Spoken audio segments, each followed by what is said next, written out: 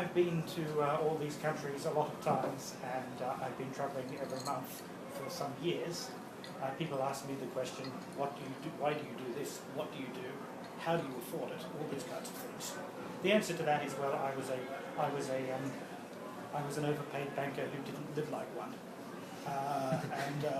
Because of that, I found myself several years ago out of work and not fit to work because I was injured, and with plenty of money in the bank, and I started travelling, and I kept going to places that I'm interested in, and that's what I've been doing most of the time for the last several years. I'm not a spy. People ask, you've just been to Abkhazia, you must be a spy. To which the answer is, no, I'm not. Of course, that's what I would say. But no.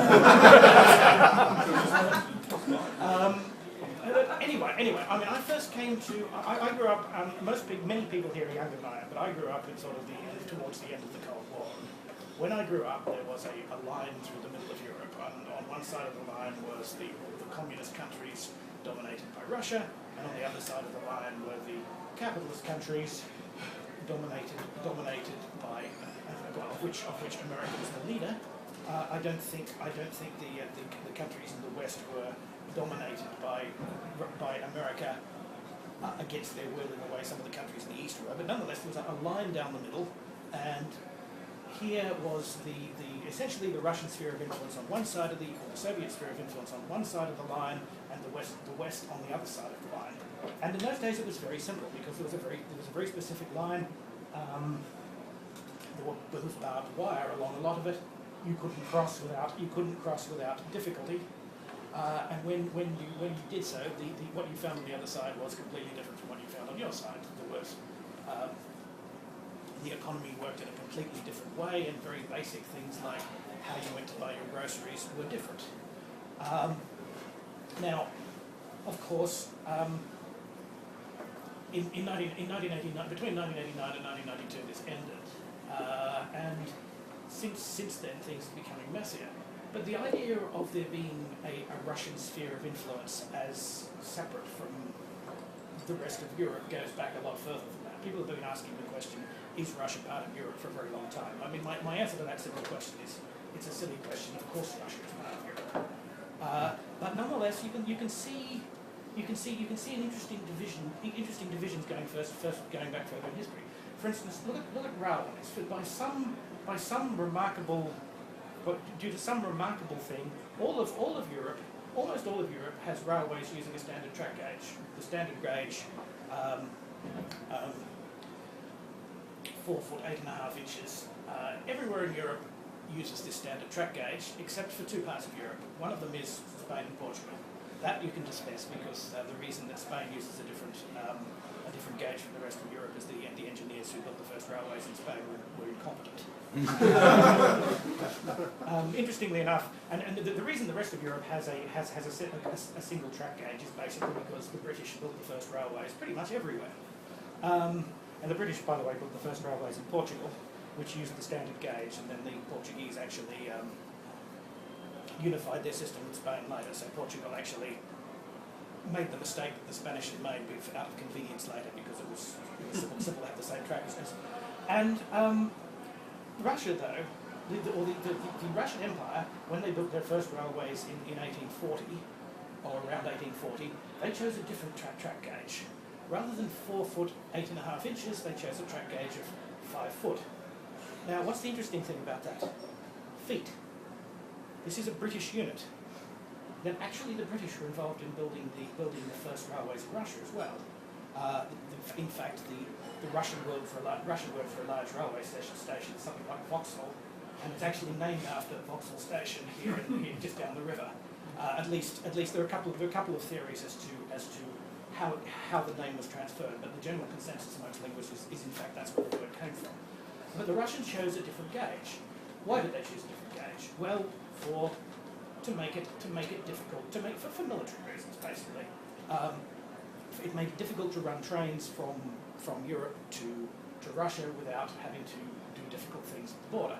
And Russia and the Soviet Union has maintained that different railway gauge ever since. I mean, during the Second World War at times, you had Germany and the German army on one side of the front and the Soviet army on the other side of the front. and the front was moving backwards and forwards, and you had engineers behind the front tearing up railway tracks and putting down railway tracks in a different gauge. And there is just this sense of a dividing line between Europe as a whole and the areas of Europe that in which Russia is the main in which if you like, in Russia's sphere of influence. And as I've travelled around in recent years, the thing which is interesting is that you can sort of almost feel it as you go as you go east. There's suddenly a point at which you are in which, rather than looking west to wherever, people are looking east towards Moscow. Now three anecdotes here. One of them is that last year I was in Poland. I visited the Vistula Spit, which is just east of Gdansk, and this is a spit. There's a lagoon on which separates the Baltic Sea from the lagoon, and the border between Poland and Russia is on this spit. And I just walked down, and it's all Polish tourist resorts on the spit. And then you walk to the border, and you encounter a barbed wire fence with a sign on it saying, "Here ends the European Union, and the Russian Federation begins here. Passing this border is prohibited. The fine is such and such, such and such, such and such." It's in some places it's kind of stark. You do in fact find almost what feels like a fence to the end of the world.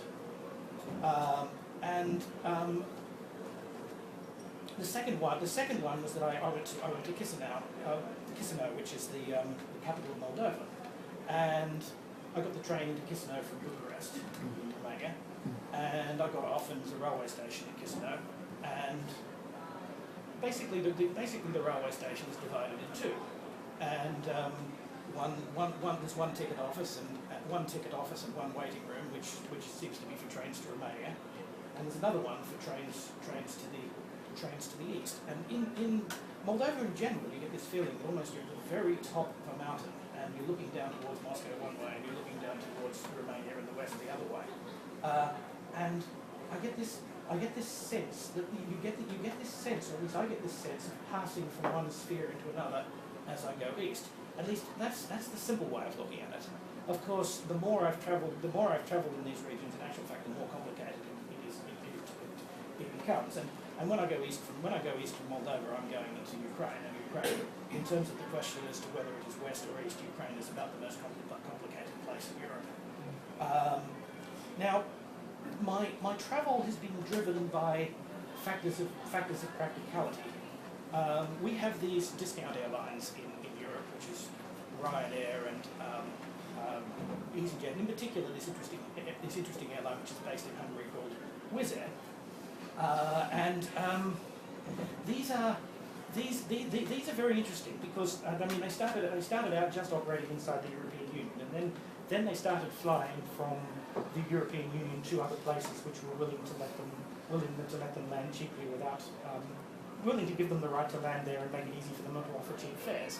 And so you look at the destinations of these airlines, and you find the idea of places that are receptive to people from the West becoming easier. People from Europe or the European Union visiting easily, and it's one of the interesting things that happen. And the other thing which is combined with is visa policies. Traditionally, anyone from inside the Soviet Union, inside the countries of the former Soviet Union, has been able to travel elsewhere in the countries of the former Soviet Union without a visa, and anyone from anywhere in Western Europe can travel anywhere else in Western Europe without a visa. 10 years ago, this was a fairly strict rule. What has happened in the last 10 years is that, in actual fact, or 10 to 15 years, is that the various other countries have opened up. Various countries in the former Soviet Union have relaxed their visa policy towards Europeans and other Westerners. Unfortunately, the European Union has been less forward in relaxing its visa policies towards people from countries further east. I personally think this is a bad thing. I think a great deal more liberalisation would have been a good thing. But you can see it is interesting to watch the way this has opened up, and the way it's. I mean, you can judge quite a lot about how open a particular country has been towards people further west by what is their policy towards allowing discount airlines to come and fly to them, and what is their visa policy. Now, in approximately 2004, I can't remember the exact year, I should have noted it, Ukraine won the Eurovision Song Contest. Now that seems like a strange thing, but what happens when you host the Eurovision Song Contest? Well, what happens when you win the Eurovision Song Contest? Well, you get to host it the next year. And hosting the Eurovision Song Contest the next year, Ukraine dropped its visa requirements for Europeans, Americans, Japanese, Canadians. I mean, I think a lot of Japanese and Canadians come to the Eurovision Song Contest. But the interesting thing is that winning the Eurovision Song Contest was an excuse for Ukraine to actually drop its visa policy, drop its visa requirements for Western Europeans. And Wizz Air started flying to Kiev at about the same time, and that's when I made my first trip to Ukraine. I went to Kiev, and you get to Kiev, and it is still a very different looking place from places further west. The sort of retailers you find in the west, the sort of, it's one of the interesting things, which is also interesting to note, is which chain businesses from the west operate in a place. You can find how open it is. And so I went to Ukraine. I've been to Ukraine maybe 5 or 6 times since. And well, you learn that Ukraine is a very complicated place. I mean, if you go to Lviv in the west of Ukraine, you find a city which was a city of the Austro-Hungarian Empire, and it feels honestly, in terms of the look and feel of the city, in a lot of ways you're closer to Vienna than you are to Kiev. They make good coffee in Lviv, and they don't make good coffee in Kiev. The beer that you drink in Lviv is an Austrian-style beer, whereas the beer you drink in Kiev is. It's interesting that after all these transfer of populations that occurred at the end of the Second World War, some things remain the same. In terms presumably the same brewery remained there, and even the people running it were different, but still enough expertise was transferred that they made the same kind of beer. Interestingly enough, you go to another part of Ukraine, which is the part of Ukraine known as either Transcarpathian Ruthenia or Subcarpathian Ruthenia, depending on which side you're looking at it from. This was an area of Czechoslovakia, which at the end of the Second World War got detached from Czechoslovakia and became part of Ukraine. Actually, how it happened was a bit more complicated than that. It declared independence, then got invaded by Hungary a day later, and then got invaded by the Soviets at the end of the war. But in this, what's interesting is you go to a pub in Carpathian Ruthenia and have a beer, and the beer you have there is a Prague-style Pilsner. And so the actual type of beer you have is dependent on who was ruling this country before the Second World War, and that still sticks. These things are interesting. You go to the south of Ukraine. I haven't. 12 months ago, I had plans to go to Donetsk and Crimea. I haven't actually been to Donetsk and Crimea, unfortunately, because this year has pretty much ruled that out. I'm sure I could still go to Crimea if I was willing to get a Russian visa, etc. But Donetsk, obviously, I'm not going anywhere near there because there's a war on there. And this is quite shocking to me because 12 months ago, Donetsk seemed a perfectly normal, safe place to go to, and yet there's a war on there. The other place I have been to in Ukraine is Odessa, which is on the Black Sea, close to the Romanian border, and is a city which was founded around 1800 as an outpost of the Russian Empire. At that point, Russia was expanding into the south of what is now Ukraine, and the province of Russia or New Russia in the Russian Empire was established. And it was this south section of Ukraine was populated by Russian speakers at the time. And you go to Odessa, and this was always a smuggling and trading city, in which there's all kinds of black markets and all kinds of weird stuff. It's still like that. Never was there a more wretched hive of scum and villainy. But oh god, it's that sort of place far. So Odessa, but you go to Odessa, and it's Russian speaking, but it doesn't. These people, you get the impression that these people are fond of Moscow. the way, I don't know, people in certain parts of Texas are fond of Washington.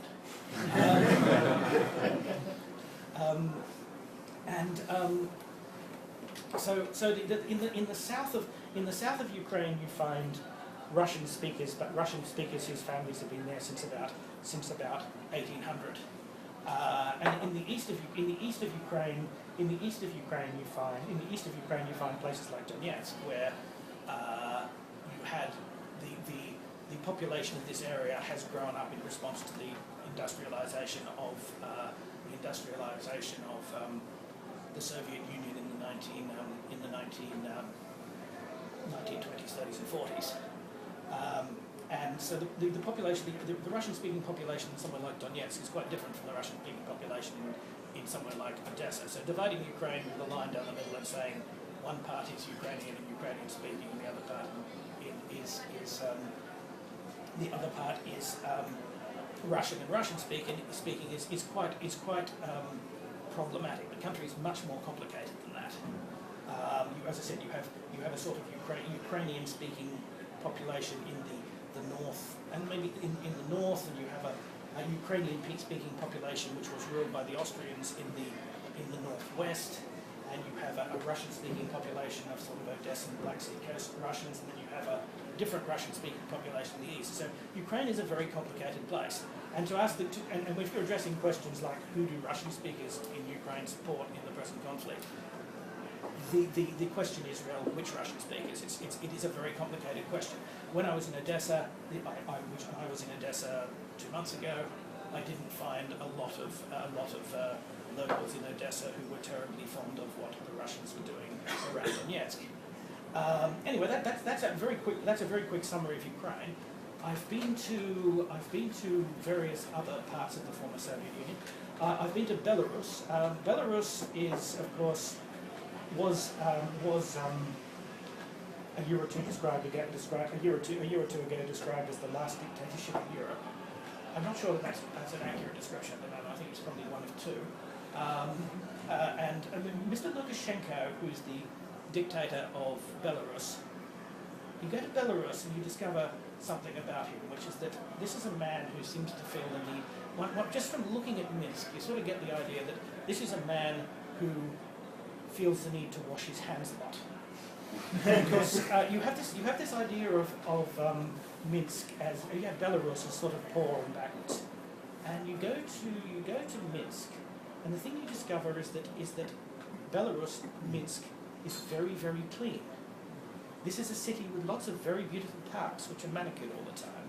This is a city in which, in actual fact, it escapes the worst parts of Soviet architecture, and so it's lots of apartment buildings in Minsk. They're actually more modern and more nice than some of the ones you see in other parts of the former Soviet Union. There are museums to the Soviet victory in the Second World War, which are beautifully looked after. This is not necessarily the case elsewhere in the former Soviet Union. You get Belarus has the sense of being here is a country in which somebody is very, very much in control of it.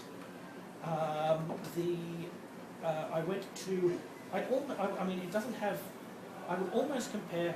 Belarus has this reputation as being very poor and backwards in the West, but when you go there, it doesn't feel like it. When you get out of the countryside, it does a bit more, but it's actually a beautiful countryside. And Belarus in a way almost feels like Singapore to me, in the sense that it is run by people who are very, very, very, very keen on how the country should be run, and these are people who are going to provide order. Now, there's only one group of people in Belarus who are in charge, and they're very much in charge, and they run the country, and everybody does what they say. Whereas in Ukraine is just a much more divided, sort of rough and tumble place. I said the third former Soviet country that I have been to Russia. I was in Russia earlier. I was in Russia in March. I will get to Russia at the end of this talk. The third country that is in Europe, which was part of the Soviet Union. I'm not talking about the Baltic states of Lithuania, Latvia, and Estonia. That they are. I could talk about them, but I'm not going to have time, so I'm just going to talk about Moldova, and then I'm going to talk about the Caucasus. Moldova, of course, unlike Belarus and Ukraine. Moldova was part of Romania, or most of Moldova was part of Romania prior to the Second World War, and the people in Moldova speak Romanian, which is a Romance language, not a Slavic language. But they are Orthodox Christians. So Moldova is different from Ukraine and Belarus, which are Slavic countries. And Moldova is just this strange mixture. And I mean, part of Moldova was Soviet before the Second World War, that in the area which is now known as Transnistria. And another part of Moldova was Romanian. And the Soviets took the whole country, took the remainder of the country at the Second World War and populated it with Russian settlers. And so Moldova is this very, very strange mixture of Romanians who aren't necessarily all that. You get the impression in Moldova you have a Russian-speaking economic elite and a Romanian-speaking political elite. And Moldova is this strange place where there are very strange accommodations between people who might otherwise look westwards and might otherwise look eastwards. And part of Moldova seceded from Moldova at the end of the Cold War, when Moldova became independent.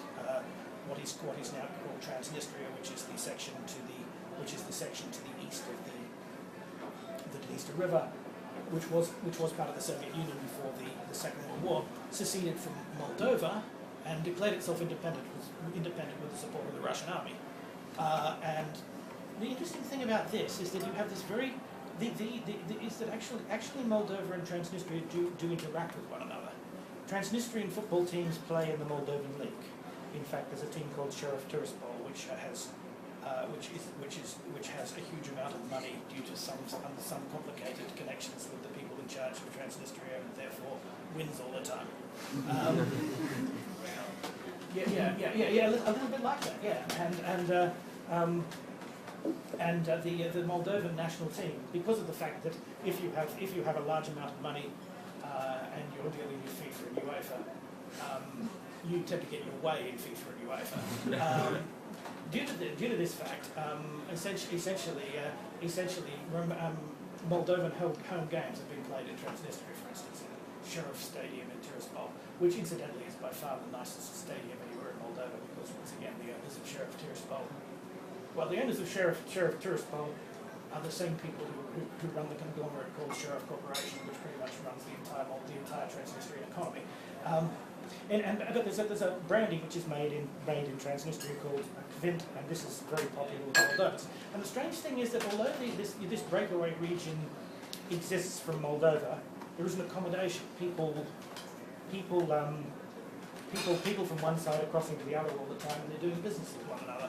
And Moldova is an interesting country because of the fact that the different population groups, the different ethnic groups, the different language groups seem to have come to accommodations with one another in a way which hasn't happened elsewhere. Okay, that's the three European countries of the former Soviet Union I've been to. The other place I've been to quite a few times is I've been to the Caucasus, and the Caucasus Mountains are on the far east of the Black Sea. There you find the North Caucasus is part of they've got the mountain range, which is the Greater Caucasus Mountains, which essentially divides the region in two, and sort of forms a line between the Black Sea and the Caspian Sea. And to the south of the mountains, you have Georgia, Armenia, and Azerbaijan, three former Soviet republics. And to the north of the region, everything is part of Russia, but shall we say it is a troublesome part of Russia from Russia's point of view. You say Chechnya, Dagestan, Ingushetia, North Ossetia.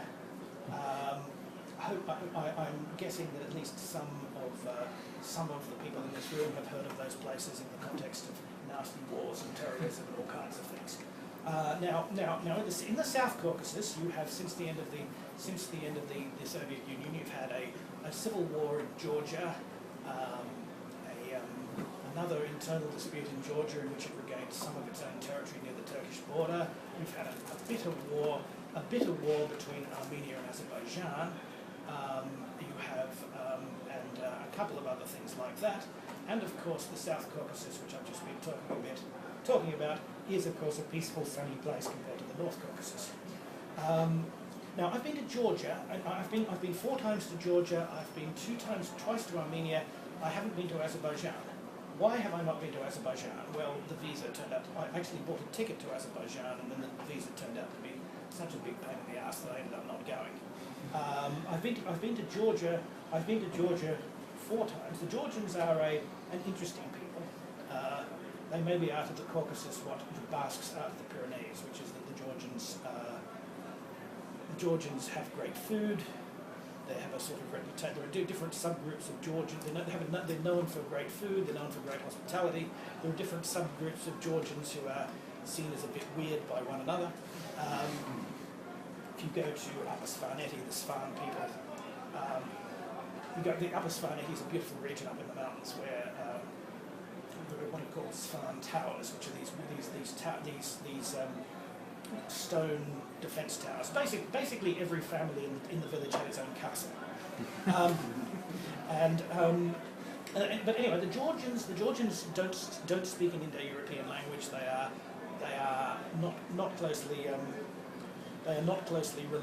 linguistically not closely related to anywhere else in the world. They're always seen as troublesome. They're also always seen as a troublesome people during the Soviet Union, but you wouldn't want to do without their cooking, really. One of the interesting things about Russia and the former Soviet Union is that many of the cooks seem to come from the Caucasus. So you find Georgian food, Armenian food, Azeri food, pretty much everywhere in Moscow. And Armenia is they speak an Indo-European language, but one not closely related to any other Indo-European language. The Armenians are Christians like the Georgians, and the Armenians are surrounded by Turkey, Iran, Azerbaijan, and Georgia. Now that is an interesting set of neighbours. You've got to understand that the genocide was committed. Genocide was committed around the end of World War I. Genocide was committed against the Armenians by the Turks. The Azeris in Azerbaijan are a very closely related people to the Turks. They are Muslim people who speak a language which is either a dialect or a closely related language to Turkey. Before he became leader of the Soviet Union, when he was the minister, when he was a minister, Stalin, the region of Nagorno-Karabakh, which was traditionally part of Armenia, was given to Azerbaijan by Stalin. Whether this was Stalin attempting to foment future disputes, as he was prone to do or not, I don't know, but he did. And when the Soviet Union was dissolved, war immediately broke out between Armenia and Azerbaijan. This war ended in a victory for Armenia, and Nagorno-Karabakh is a puppet state controlled by Armenia. But it is controlled by Armenia with the help of Russia. It's not. The Armenians are interesting in that Armenia is relatively. Armenia is very warm and friendly to Westerners if you go there. I've been to Armenia twice. The food was great. Everyone was lovely. I didn't need a visa to go there.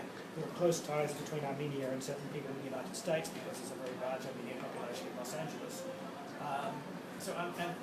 But Armenia is a close ally of Russia because of the fact that in the event that another war breaks out with Azerbaijan, then the Armenians would like Russian support, obviously. And so Armenia is interesting in that it's allied with Russia out of self-interest. What was I going to say? Georgia is, of course, there are 2 sections of Georgia which are occupied by, which are breakaway regions of Georgia. There's Abkhazia, which is on the coast between Georgia and Russia, and there's South Ossetia, which is on the mountains between Georgia and Russia. These regions have other ethnic groups in them who are sort of neither Russian nor Georgian. When the Soviet Union disintegrated and the Georgian government lost control of Georgia, these regions declared independence, and with the support of Russia, the Georgian government had lost control of them. There was another war in 2008 in which the Georgian government tried to regain control of them. And these Georgians suffered a defeat from the Russians, but at high Russian cost. What is interesting after that is that the Georgian government, having been defeated by Russia, the Georgia government decided to take an aggressively pro-Western policy. The reason Georgia is interesting is that Georgia, of all the former, excluding the Baltic states, Georgia is the first former Soviet country to take an extremely pro-Western line. Georgia was also very corrupt, and Georgia invited outside help to help them eliminate corruption from their country. And there's been a massive crackdown on corruption in Georgia. Now, it's to the extent this has been but they sacked the entire police force and hired new police. People will not accept tips in restaurants because they're frightened they're going to be prosecuted for bribery, for accepting bribes. It is an anti-corruption campaign that came into power largely by scaring the population, but it was a ferocious anti-corruption campaign. When you enter Georgia, they hand you a piece of paper stating when you leave the country. If you overstay your visa, the penalties are this. These are light penalties. Overstay your visa by 6 months, and I'll charge you $100 or something like that. The fine you will not be prevented from leaving the country. You will not be prevented from leaving the country if you do not pay the fine, but you will be prohibited from entering the country again. Because preventing you from leaving a country until you pay a fine, which can be a bribe, is a very common strategy in corrupt countries. And so therefore, the Georgians have eliminated this practice, and one way they've eliminated this practice is by telling you what the laws are, who to call, all these things, if it doesn't happen. And so Georgia has actually gone from being one of the most corrupt countries in the former Soviet Union to be one of the least. And they want to join NATO. They love to join the EU. They're being very, very aggressive about being pro-Western. These institutions aren't going to let them in anytime soon. But Georgia has invited Westerners in to help in terms of doing things like eliminate corruption. Now I'm going to. How long have I been going? I've been going for about 30 minutes. I went to Ukraine about 2 months ago, and I spoke to various people in Ukraine.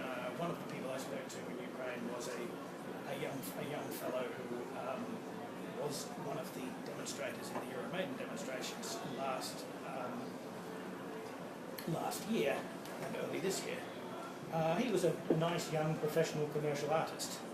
And the interesting thing about Kiev is that there are actually this is it started at the beginning. I like big cities. Well, Kiev is a city with quite a few economic skills in it. There are commercial artists, there are programmers, there are people doing quite a few things which we would consider to be economically productive, and clearly are economically productive in various aspects.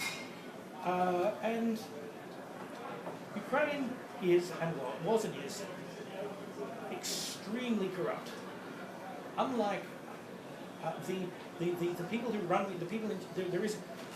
unlike in Belarus, where there's one group of people in charge who run everything, and these people are very wealthy, but they crack down on everything else. In Ukraine, there's a lot of toing and froing between which bunch of corrupt people are going to be in power, and the Orange Revolution was one change, and then there was another change back again, and the Euromaidan demonstrations last year, what they actually were, they were a middle class. This was a middle class popular uprising against people who were sick and tired of corruption above all else. And the people in the Euromaidan demonstrations last year were middle class people, were professional people, who were very peaceful, and who did things like ensure that the square was clean and the rubbish was collected, and it was actually a very peaceful popular revolution, and of course it succeeded in overthrowing the president. What then happened was that a war broke out with Russia. I'm not going to talk about the war. I could talk about the war. I don't really have time. A war broke out with Russia, and this was used as an opportunity by the elite in Ukraine to consolidate their own power again, in that we have a war to fight. therefore, all these concerns that were raised about the rule of law and and reducing corruption and all these things are going to have to wait because there is a war to fight. And a lot of young Ukrainians have been conscripted and sent off to the front. And a lot of people died, and the Ukrainians did appear to be making ground, but then of course the Russians upped their game a bit, and sort of more regular Russian troops that are fighting now, and the Ukrainians have been losing. And the best positive thing that could have come out of the change of government due to the Euromaidan demonstrations, and which didn't happen subsequent to the Orange Revolution, would have actually been a concerted effort to crack down on corruption.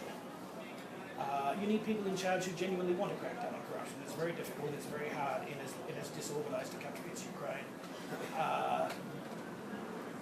But the war has prevented that from happening, and the same demonstrators who are very enthusiastic about all the changes that are going to come due to what the Euromaidan demonstrations achieved last year have become very cynical. And well, whose interests are they in? Well, I'll allow you to speculate on that. I think there's some fairly obvious answers there. I've rambled a bit. I've talked about different countries together. I've just about hit the time I intended to talk for.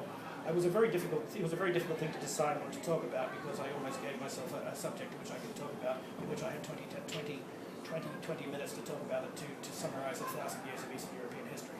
But I've just talked about a few bits and pieces, and I think I'll stop there.